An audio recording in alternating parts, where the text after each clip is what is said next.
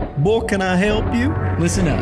I'm bringing you the best content to ever exist in the door-to-door industry, from sales, leadership, recruiting, and personal development. Well, why would I need that?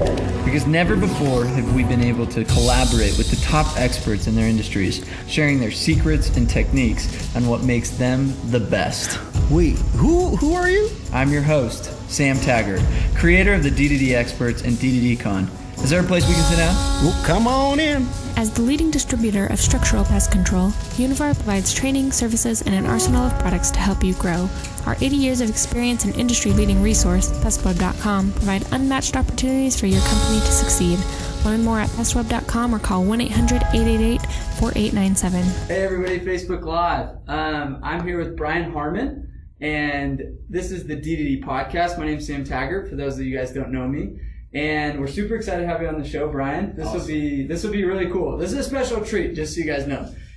Brian Harmon, I'll give you a little bit. I'll do the bragging for everybody. There are very, very, very few people that have sold as many accounts as you in satellite. Last year in 2017, he did 770 personal satellite accounts. So if you do satellite like this, if you feel like that's a big number, if you're like, oh, I don't care to do that many accounts just because you're complacent doing 150, then that's fine. Don't like this. Just get off the podcast now. Stop listening. But if you're wondering what he did to go do that and you want to be like that, this is the time to start watching and start liking this and saying, share this with your friends, tag them right now and say, hey, here's the secrets, here's the behind the scenes, what goes through his head to become a 770 account satellite rep. And yeah, so tell us a little bit. Well, first off, like high five. Like, and hey, what's up? Second off, I don't know if anybody, hold on. He's like, hey Sam, I got a treat for you. Takes off his sweatshirt and it's I knock doors. Where'd you get that shirt first off? First and foremost, appreciate you having me on the podcast, man. I'm ecstatic. I'm excited to share my story. But I got this shirt back in January in Utah here, the home of the best salesman in the world, from the D2D first annual con, to where everybody in the industry, from pest control, solar, energy, satellite, collaborated together for the first time ever in the industry and shared secrets, success stories, details on how to be successful, not only in your own demographic or your own industry, but across the board. So for me, what I got from the D2D Con, it opened my eyes just to so much about how to learn differently, what success was from a different perspective, from a different industry, and just learn new things about me. It's just like, wow, 770, that was nothing. That's chump change. I could have did more. I could have been better. I could have expanded more in that process. But yeah, definitely. Was it worth the journey to come all the way from North Carolina? You know, it's right.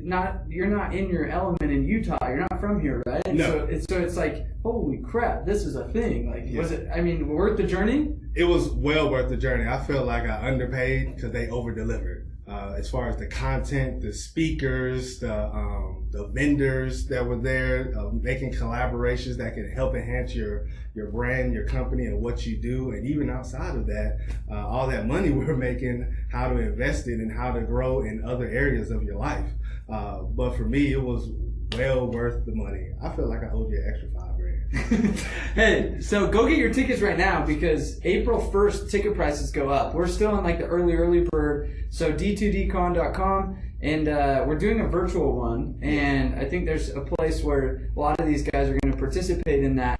And it's June 5th through the 7th. So go register right now at d2dcon.com, and it is going to be literally from 9 a.m. to 12 p.m. 3 days, and it's just wherever you are in the country, whatever you're selling. We're going to have industry-specific trainings from some of the experts. They're going to train how to sell pest control better, solar, satellite, and being able to do workshops with these guys and Q&As. It's going to be really powerful. Oh, yeah.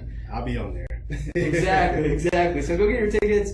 But let's dive into this. Tell us a little bit about how you got recruited into the industry and when that was. What's your story, I guess? I'll just start from the beginning, man. I was born in Huntsville, Alabama. A lot of people don't know my story or who I am, but born in Huntsville, Alabama, raised in Chicago. I fast forward, went to college at University of Tennessee in Knoxville. That's when I got introduced to door-to-door. I was in college working as a assistant sales manager at Finish Line Shoe Store, and I was finishing up the semester. I was like, man, what do I want to do? I was taking business classes, but I was spending more money than making money, so I was like, it's got to be a better way. Then a coworker of mine said, hey, I met this guy at spring break. We're going to South Dakota. We're going to make a crap ton of money, and we're going to travel, man. Let's do it. I was like, well, sounds better than being here. So, no idea what it was. I didn't even know it was door-to-door sales. So I packed like slacks, loafers, Dockers, button-up shirts, thinking it was going to be very corporate. And I get there, I'm like, oh, it's door-to-door. Let me go buy some shorts and some hats and some sunscreen.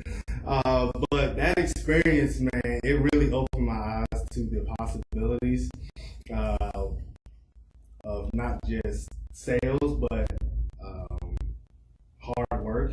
Because I work hard, interior, retail space, things of that nature. But doing door to door during the summer, that was a whole new beast in itself. So 2011 was my first year.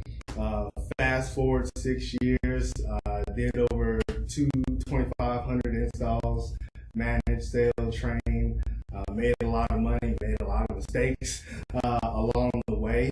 And now going into 2018, what it allowed me to do,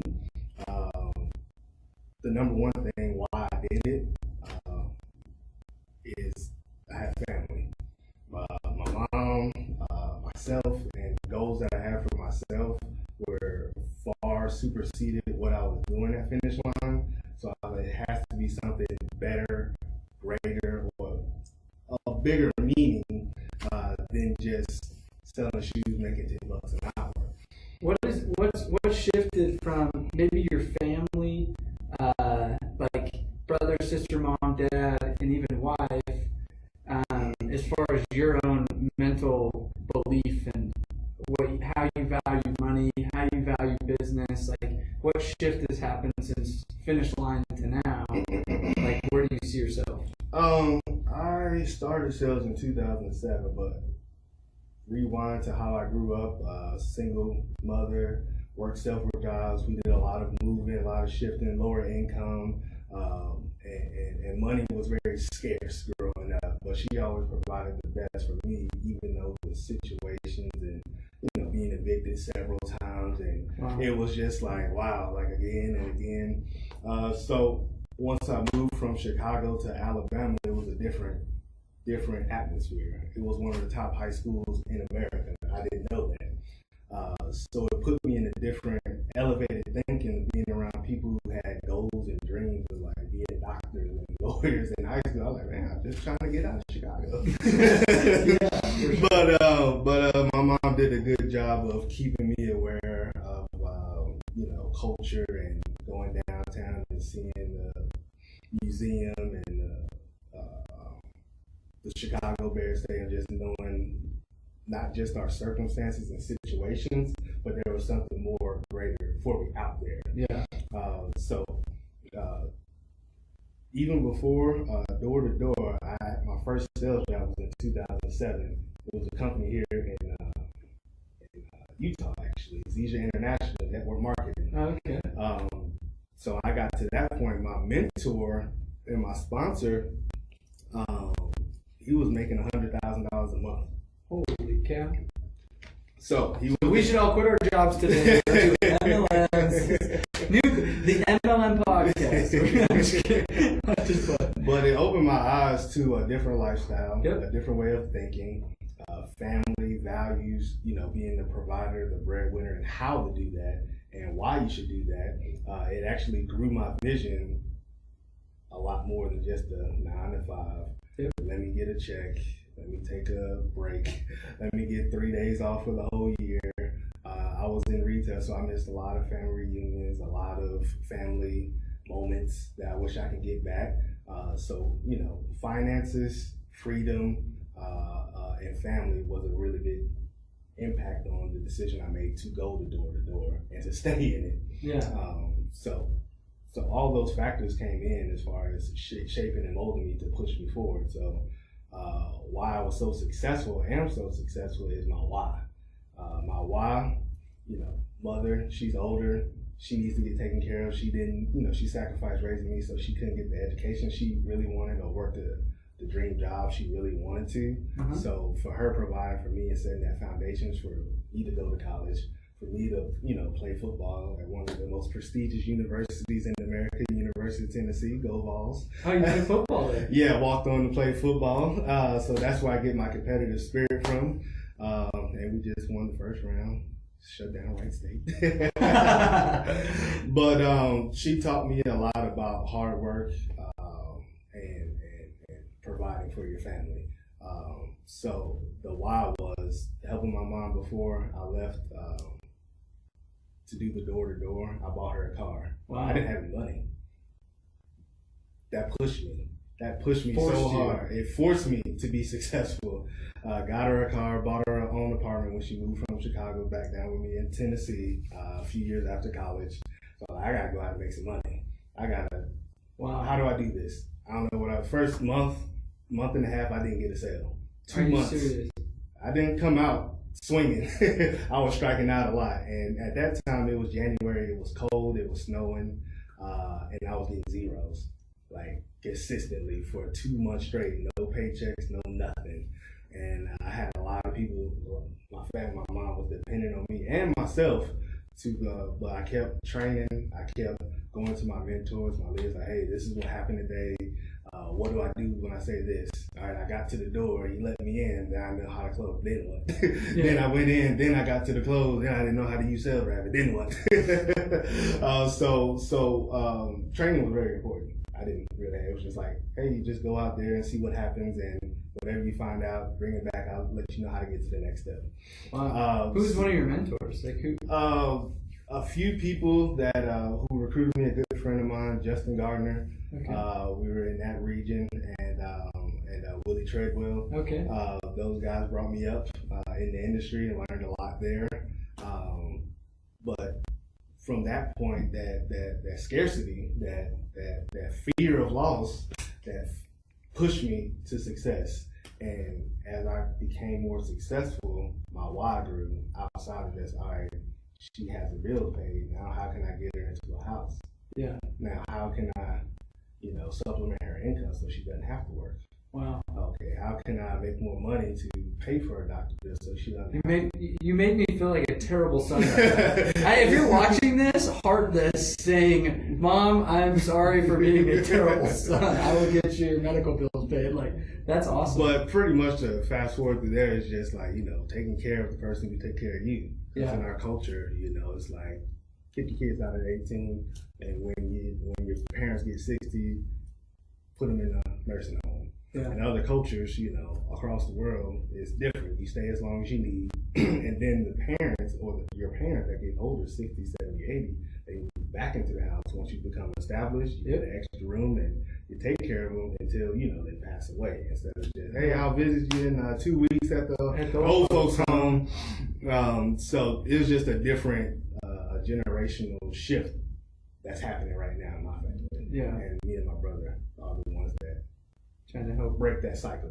That's smart. Yeah, So let's talk about those first 2 months. So a lot of people may be in that right now, and then some of the people listening to this are just getting into door-to-door, just first year, brand new, getting their face kicked in is what I always say. It's like, and you're getting your teeth kicked in, and you're sitting there going, I just moved, and I'm trying this, and I'm not making any paychecks. What's going through your head in those moments? Man, am I cut out for this? I thought about quitting. I'm sure, yeah. I was looking for jobs. They're like, no, I can't. I already been there. I've done that. I already know what I was getting from there, and I'm going to keep getting what I got from there. But at that time, it was like, okay, either I get better. It's a way to get better. I've seen people being successful, doing 300, 400, 500 accounts then was a big deal. I'm like, if they can do it, I know I can. I met those people. I don't feel like they're smarter than me. I don't think they probably look better than me, but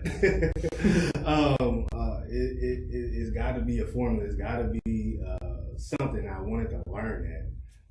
So I kept going through the trainings. I kept going through the virtual trainings. I kept writing notes. I still have about 20 pages of notes from like the first 2 or 3 days I started till this day that I go back and look at. You know what's crazy? So I travel around the country now training different companies, right?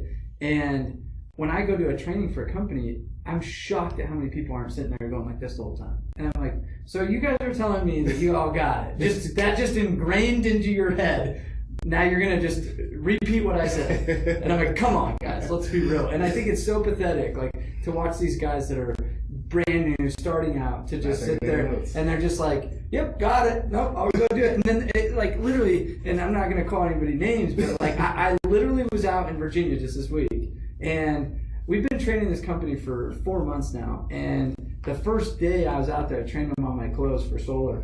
And literally yesterday, the guy calls me, he's like, dude, I just got out of the appointment and I used your clothes. And it works. And I'm like, wait, this is the first time you're doing that? We talked about this 4 months ago. What have you been doing for 4 months? No wonder you keep sucking. Like, I'm like, you're literally sucking because you're not doing what I tell you to do. Not like, following the protocol. Exactly. I'm like, one of my trainers said, if you go out there and knock on the door and try to do a freestyle battle, you'll lose every time. Every time. Like Eminem and 8 Mile, you're going to get destroyed. Exactly. So if you're listening and watching this, it's copy paste. I guarantee you 90% of the stuff you're saying on the doors is probably stuff you took from somebody else. Who took it from somebody else. Exactly. Who took it from somebody. It's recycled. We all pretty much say the same things, just in a different way, in our way. Exactly. And I think so many people, if you're getting your face kicked in, it's how fast can you verbatim with your own personality say what the good guys are saying, right? Yeah. And take notes, like be a student. And I think what's cool is like guys like you are the most hungry at door-to-door con. Like, it was so funny, 75% were upper management at that event. And I was shocked to see how few of reps came to door-to-door con. And I was like, wasn't that shocking? It was like 75% of the room were upper management, CEO, VP, and I'm like, where the hell are all the reps? These guys are more hungry than all the guys that are making 10 grand a year. And I'm like, we're learning from the best here, but the best came. Mm-hmm. And I'm excited to see next year for hopefully people are sitting there waking up and being like, oh, there's probably a reason I should invest in my own damn training. And you know how many people are like, oh, I think my manager should pay for me to go to that. I'm not going to go unless they pay. And I'm like, you got to invest in yourself. I'm like, wait, you're not willing to invest in your own freaking education? This is terrible. Like, it was so funny to watch. I'll tell you, I have my notebook actually from the D2D con where I took notes. I went through it a few times already. I have at least 15 to 20 pages. 20 pages from a 2-day event. And you're one of the best out there. I mean, literally, it's like, I think training is the fastest, but focus training. It's like you've reviewed your notes. It's not like you just took them, you sit and threw them away. It's you have a system to probably, you still have 20 pages of notes from year one of 2011 that you still could probably go back and review, and you're gonna like, okay, maybe I'm getting off track here. How do I bring it back? Mm-hmm. I guess, do you have a system? I'm curious because a lot of people, like I use Evernote and Google Docs, and how do you keep organized with notes? Is there a way to... I'm old school. I like pen and pad. Pen and pad, okay. My wife, she loves her little iPad notes, and I'm like, it doesn't feel right. I like pen and feeling it and creating it and seeing it. I internalize it a lot better because I'm creating it and I see it on paper. I'm just old school with that. But there's nothing wrong with that. Like, I have a journal in tons of notes. That's why I ask. Yeah, so I have a journal. I have one that I go to conferences in, and I put tabs in it and date it, note it, write thoughts during that time. So when I archive and go back to it, I'm like, okay, that's what I was thinking then, or this is where my business was, or this struggle I was working with now. Then how can I track progression? If you can't track it or measure it, you can't attain success. Yeah, and obviously it wasn't just, man, I'm a natural born salesman, instant result with you, where some people are like, well, I just wasn't born good. It's like you come from not a crazy successful background. You come from, like you're.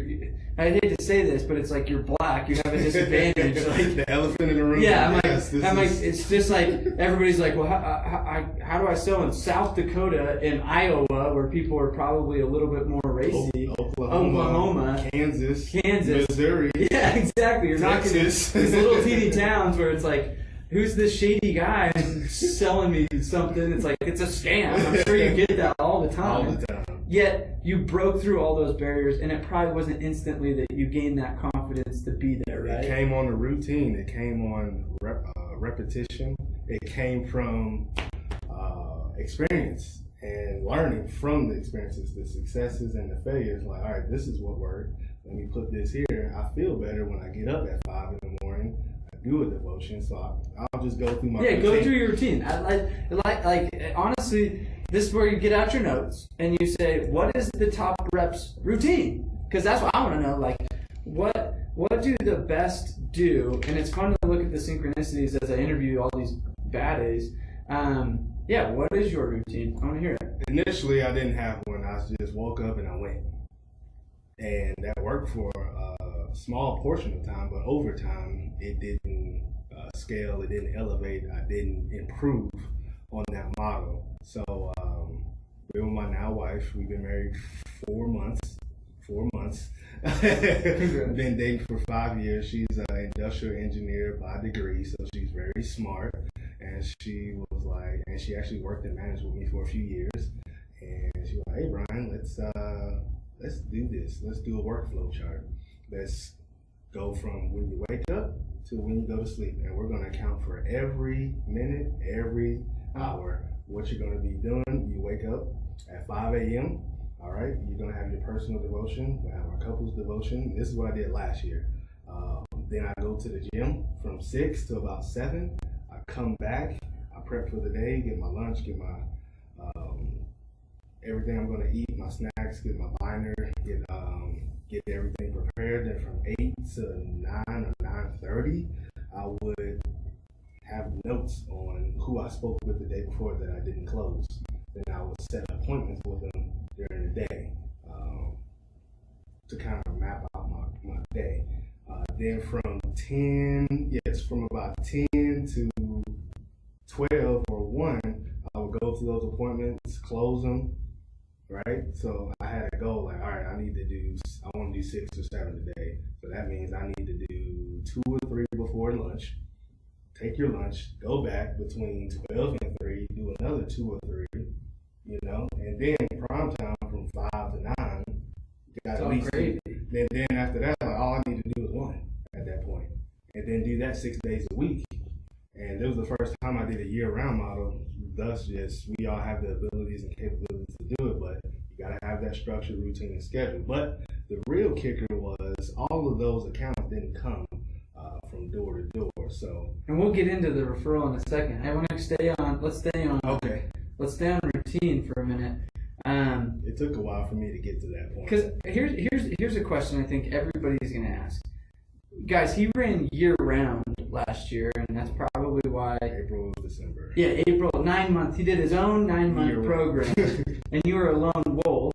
You didn't have, like, a correlation meeting. Nobody was there like, let's go, come on, get out of bed, like, get to work. It was you and a one-man band, and you did more than some offices will do. You know what I mean? Like, there's some offices that won't do 770 accounts. This is true. But you did it year-round consistently. I guess, how do you stick to that schedule instead of be like, well, I guess I could go hang out with Tony, or technically I can come home early tonight because... I can go watch Avengers at the movie theater. Exactly. No one's holding your hand to be I've done those things before, so... But you know what I mean? Like, how do you avoid... I'm just knocking in my own backyard, and... no one's telling me whether I should knock or not. I got a lot of friends there in Charlotte. And you have a lot of friends in Charlotte. Dude, trust me, I did solar year around here in Utah, and it was hard. I don't think I knocked a full day. Like, I'm gonna admit that on camera. Delete this. Screenshot it, guys. If you were my rep, like, I didn't tell you this, but I don't think I ever knocked a full day in solar. Like, I'm like comfortable. Took alarms. and I was like freaking the grindiest grinder, and then I went and started year-round wearing my live, and I was like, man, I am a lazy son of a gun, and it was hard. But I mean, I'm just being real. Like, I mean, to do that takes some discipline. So like, I'm curious, how did you stay disciplined? It goes back to the first thing, the why, man. You gotta know why you're out there. And my mom's doing fine. But then at that point, mom is still there, but then I have a new number one lady in my life. Last year we were engaged all last year. Yeah. And a few new ones was having a nice wedding or having a stable lifestyle after we got married to forecast for the next 3-5 years. Like, all right, this is the foundation I need to set. It starts with me. So when I go out and work, back in the day, I used to think about just me, and it was easy for me to quit on myself. Oh, I did too, I'm good. When I know I could have did 5 or 4 or even double that. Yeah. But when there's other people depending on me that are just dependent on you, say, hey, I'm going to take care of this for you. This is what I said last year, and if I quit, I'm lying to them and I'm lying to myself. So that accountability is the key. Accountability to your goals. And at first, initially, it was just little, hey, I want a car. I want to make $100,000. I want to go to Mexico. Just now, when you hit that, then what? Yeah, went to Mexico. Then you kind of like, and I did. I had that hybrid model of work real hard for the summer and chill for the next 6 months. That was the model I used to live by. And I was always underperforming and underachieving. And oh man, I got to scramble and get back on the doors and make some money. Yeah. Instead of just going busting it for 12 months and just having that surplus. So what enhanced the schedule was the why. It all goes back together. It's not independent. It's all together. Family, your why, your goals, your accountability, what you told the company, what you told your manager you were going to do, what you told yourself, what you were going to do. Yes. So talk to me a little bit about your personal devotion and your couple devotion. I'm curious, like 5 a.m., you get up and it's like, what does that look like? What are you studying? What are you jamming with your wife on? Like, dive a little bit more on that. So great. I'm very faith-based Christian. So my personal devotion is a daily bread, just something, quick just to get me in the right frame of mind. First thing I do when I wake up, thank God for the day. Hit the ground, boom, boom. And I don't really turn on the lights. I keep everything dark and kind of watch the sun come up just to start reflecting. And I'm already thinking about my day. Yeah. I'm already thinking about that. I'm thinking about the opportunities. I'm thinking about the goals and the tasks, the people I got. I'm start thinking about the positive things already. Just by waking up, I know I'm winning by waking up. And then do my personal devotion, maybe 5-10 minutes, pray. And then we come together as she does her personal devotion. We do our personal, then we come together because we have a devotional book. We've gone through like 4 or 5 of them, just making sure we're, once again, on track, on schedule, and have a routine and something consistent we can do every day. That's going to help us build and grow, not only in our relationship, but that's also helping me in my business, just being faithful with a few things. That's cool. So then we come together, do our couples devotion. When you write in this devotion book, what is it? We read it. You read it? Okay. Yeah, we read the devotional book. What is that called? Like, what's Bob and Emily. Bob and Emily? Those are a couple. They wrote a book together, 15-minute devotion. Okay. It was made in the 90s, but a lot of it, the content is very relevant today. How do you get that? On Amazon? It's called Bob. We actually, the first year me and my now wife started knocking, we got it at a bookstore in one of the towns we were knocking in. Is it hard to find? Like No, they have a bunch of books, so you can just, I'll put it in the comments. Okay. The author is the name of the book, and put a picture on there. I struggle at like figuring out what to do with my wife to really bring us together. It's like I do my own studies, she does her own studies, but I suck at combined couples study. That's a whole nother podcast. Yeah. Going door to door with your wife. Wow. For your wife. life. Yes. Hey, you can take that. Yeah, I might.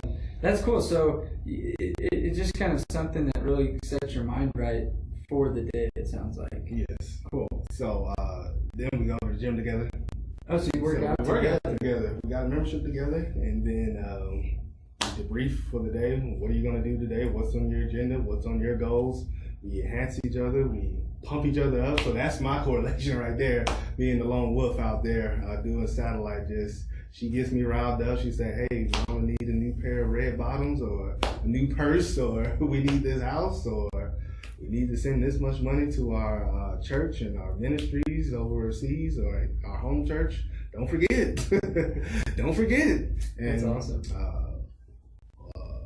We have vision boards. We've done vision boards every year since 2013. So I have about 5 or 6 vision boards. We put them in frames now. Wow. So there's one in my home office, in our bedroom. We got one in our bathroom. We got one in the kitchen. Really? I see. So you're always just seeing your goals. I see it everywhere. We got pictures of our family everywhere and all our goals. I got a task board, how much I want to make, what I'm going to do, what I stand for, what I'm going to do. I see it all the time. So it's hard for me to not wake up or not.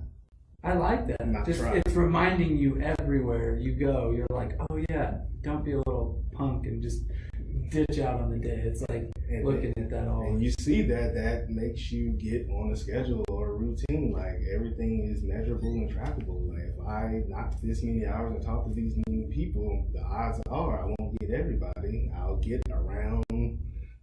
These numbers. Yeah, you start getting good. You kind of figure out how many people you have to talk to or how long you have to work to get to your goal. Yeah. Okay, so if you're on live right now, hold on 2 seconds. I gotta go reset this. Make sure we're still recording.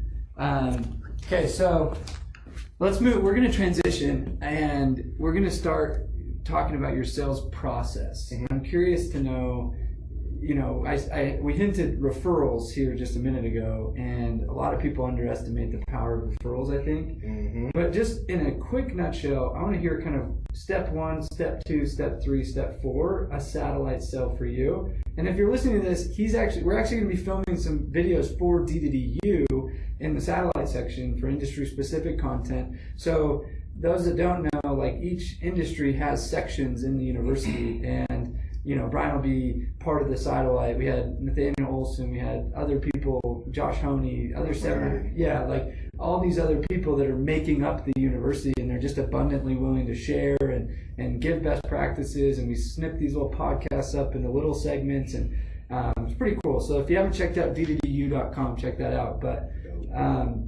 so the question, I guess, that a lot of people always want to know is, what's the sales process like? I don't need necessarily specifics. We'll get into that on the university, but like I knock, I say this, and then I transition to this, and I transition to this. Gotcha. I'm curious in a nutshell. It's actually a 6-step selling process. Boom, 6 steps. I think everybody has something, the 6 steps you go through, in particular with satellite.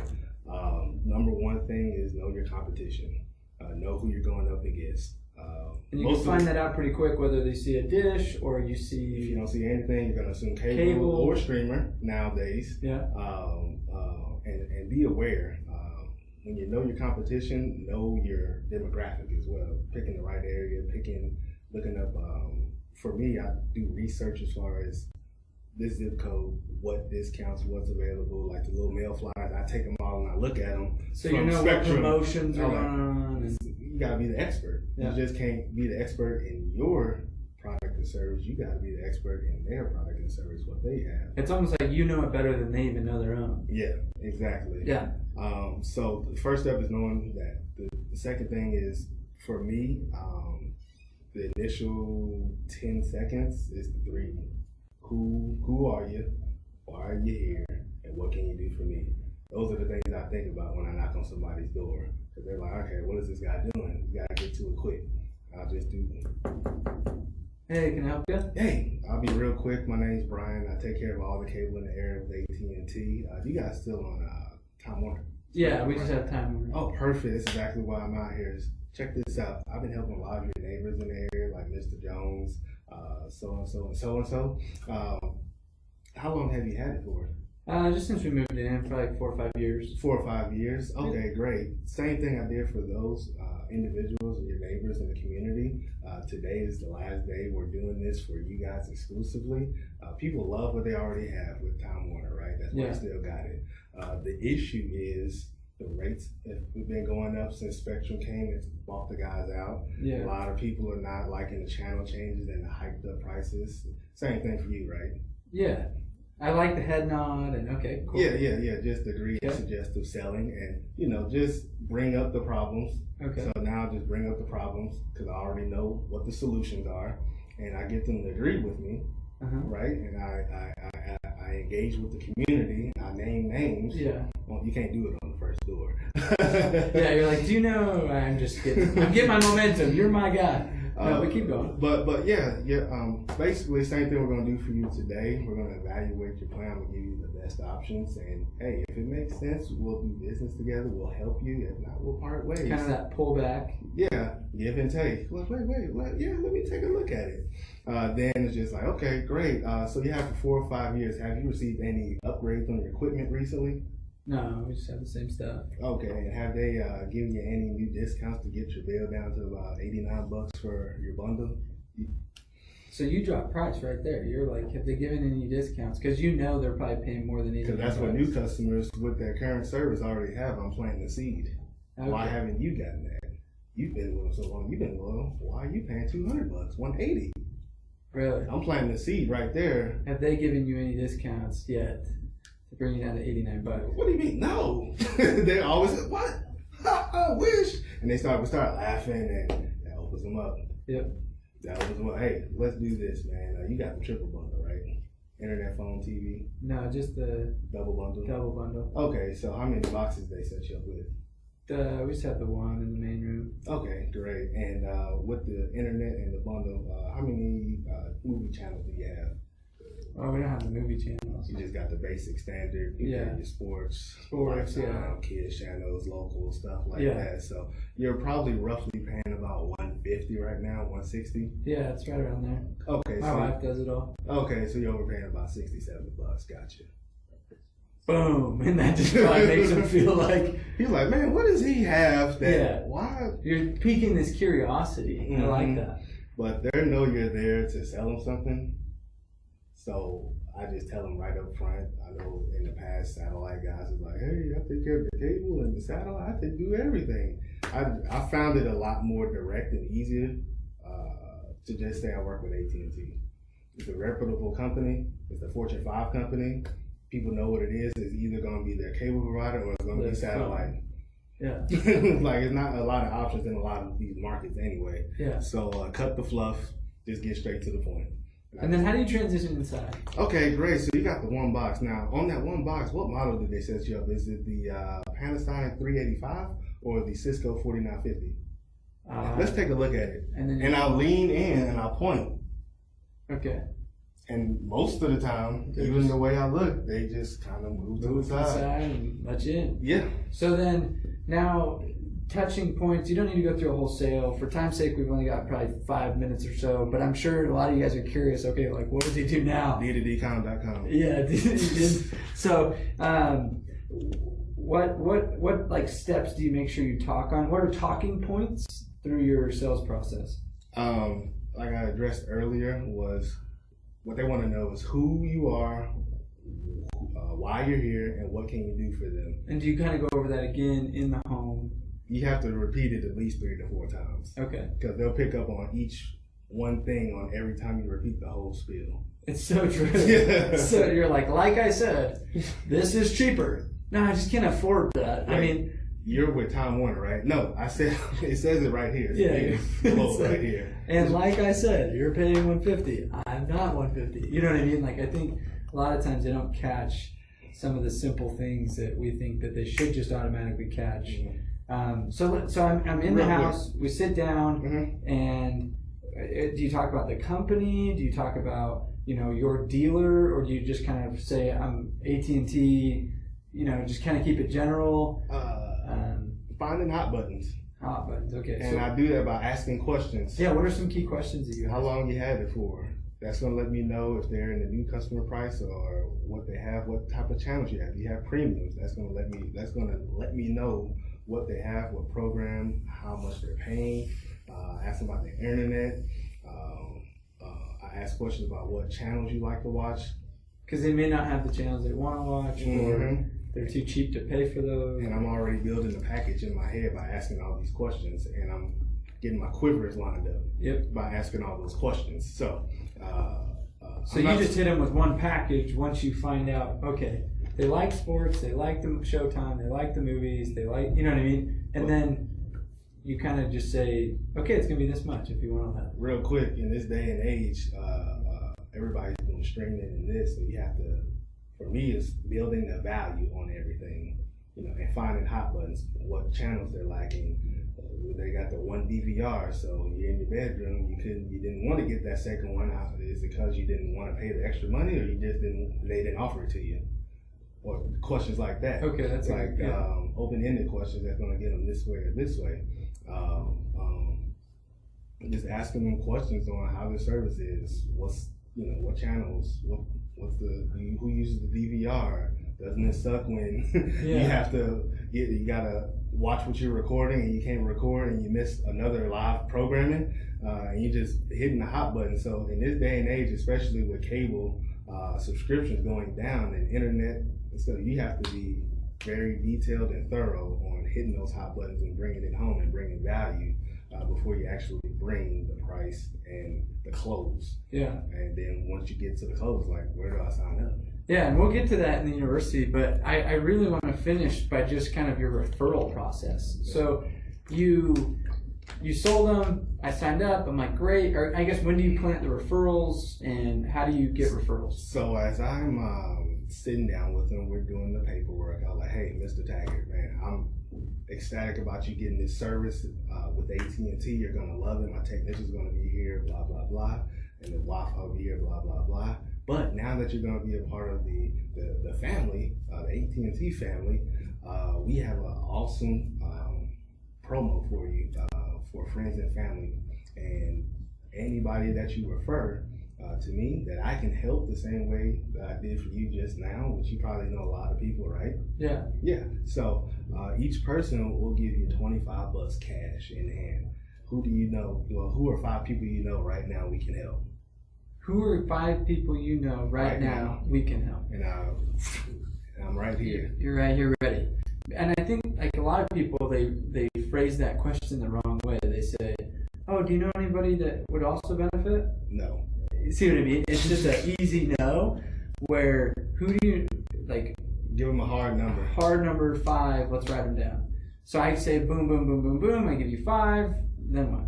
I'm calling them right now. Let's call them up. Let's call them up. And I think that's another place where people go wrong. They're like, thanks for the names. Because I call them right there, and I call them, hey, I'm here with so-and-so, your uncle, and that, you see, it brings that third-party credibility by me and them already doing it. Yep. And they say, hey, the technician's here right now, and I'm right there. And then it's kind of like a domino effect. Yeah. It's a domino effect. And so what percent of your 770 do you think came from referrals? It really kicked up in August, because in August I only had about close to 200, 250. Wow. And then by December it was close to 700. So you were just mining. Do you go back to customers that you already set up, or do you call previous customers? I called all my previous customers and told them of the special. I didn't think of it before. I'm like, hey, this is what we're doing in the area. You'll get paid on this referral bonus, and you can have any dollar amount you want. I actually started at like 40 or 50 bucks. And then you brought it down to 25. Yeah, because I was getting so many people, I couldn't call everybody, and I was like, well, I could just drop it down and increase my margins back up, because I just wanted that spike. And when I felt like it was getting slow again, I jacked it back up. All those new referrals that didn't know about the referral program, like, hey, just $50 for, I give them a short, like, this weekend, Friday, Saturday. For everybody to extend. If you just make it extended forever and ever, they're just like, oh, whatever. And that's key, because the referral program, the $100 referral program has went away with DirecTV as a company. Yeah. So just paying it out of your own pocket and being a 1099, you can write that out, obviously, writing a receipt. So that's an expense toward your business, toward marketing and advertising. For sure. No, and I think people, they just don't take the time. They're not organized. They just think it's just easy to go knock the next door. But it's like, you guys just heard, he was only at 200 and something in August. Most of that to you guys, that's the end of your summer. To go from 200 and something to 770 in the last 4 months of the year, it's like, it's a big deal. And to do a lot of that off referrals. So you go through your DQs and stuff like that. You can't help everybody. So that's when that schedule comes into play. When my wife was like, all right, here's an Excel sheet. Here's the people. Here's this one referral. This is how much they gave you. This is how much they gave you. Here's this. Here's the payout. Boom, boom, boom, boom. Here's who's got installed. Make sure they get installed. And you just kind of create as you go. And just kind of innovate. That's cool. That is way cool. So let's wrap up with one last question. And like I said, if you guys are watching this, like, a lot of really good nuggets. Like I feel like, we literally just saw his door approach. It's like, go copy paste that. Like, go do it. If you're selling satellite, you're not. I mean, it's so simple, but too many people are trying to reinvent the